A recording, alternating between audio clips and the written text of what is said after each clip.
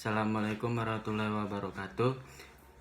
Pada hari ini saya akan menjelaskan tentang gadai atau disebut dengan rohon, musyarakah, dan mudharabah. Yang pertama saya akan menjelaskan gadai atau arohan secara bahasa, yaitu bisa disebut dengan al-habs dan as-subut. Dan secara istilahnya adalah menahan salah satu harta pemilik si peminjam sebagai jaminan pinjaman yang diterimanya. Dan rukun-rukun gadai atau arohan itu yang pertama akad, ijab dan kobul. Yang kedua yaitu akid, yaitu bisa disebut dengan arrohin dan murtahin. Dan yang ketiga adalah barang yang dijadikan jaminan atau yang disebut dengan borg. Dalam barang yang dijaminkan ini tidak boleh rusak atau yang penting masih bisa digunakan. Dan syarat-syarat rohan yaitu rohin dan murtahin, sigot atau yang ketiga mar'un bih yang bisa disebut utang, dan yang keempat menyangkut adanya utang. Dan contoh dari gadai ini adalah si rohin meminjam 1 juta. Dan dia menggadai barangnya yang sama totalnya seperti utang yang dipinjamnya kepada murtahin tersebut. Dan penjelasan yang kedua yaitu mudharabah. Mudharabah secara bahasa berasal dari al-qardu atau yang bisa disebut dengan al-qat'u, dan artinya yang sepotong. Dan mudharabah secara istilah adalah akad antara pemilik modal dengan pengelola modal tersebut dengan syarat bahwa keuntungan diperoleh dua belah pihak sesuai dengan jumlah kesepakatan.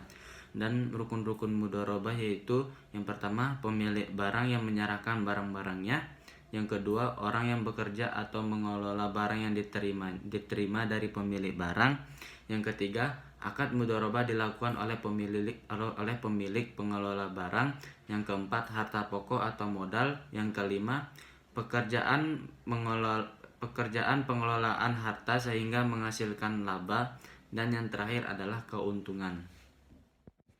Dan syarat-syarat mudharabah yaitu 1. Modal yang diserahkan harus tunai, tidak boleh barang dan yang lainnya.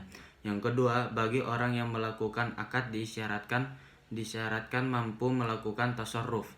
Dan yang ketiga, modal harus diketahui dengan jelas. Dan yang keempat, keuntungan harus jelas. Yang kelima, melafatkan ijab dari pemilik modal. Dan yang terakhir, mudharabah lah bersifat mutlak. Contoh dari mudharabah yaitu ada seseorang membeli rumah di bank syariah, dan yang dengan akad mudharabah dan berarti nasabah ini pemilik rumah tersebut, dan nasabah tersebut mempunyai utang ke bank, yaitu di bank syariah tersebut. Dan yang ketiga yaitu musyarakah atau perkongsian. Dalam secara bahasa yaitu al-itilatnya, artinya campur atau percampuran.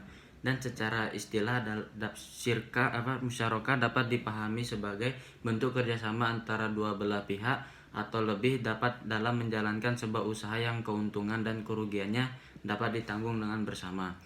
Dan rukun-rukun syirkah yaitu yang pertama adanya dua belah pihak yang berakad atau akidain. Yang kedua adanya objek akad yang disebut juga maq'ud alaihi, mencakup pekerjaan atau modal. Yang ketiga akad atau yang disebut juga dengan istilah sigot. Dan macam-macam dari musyarakah yaitu ada 5. Yang pertama musyarakah inan, musyarakah abdan, yang ketiga musyarakah mudharabah, yang keempat musyarakah wujuh, dan yang kelima musyarakah mufawadah. Dan contoh dari musyarakah ini seperti seseorang penanaman milik modal, seseorang membuat usaha dan dengan modal yang berbeda-beda. Keuntungan atau kerugian tersebut bisa dikembalikan sesuai dengan modal dan dana di setiap orang tersebut. Mungkin cukup ini dari saya.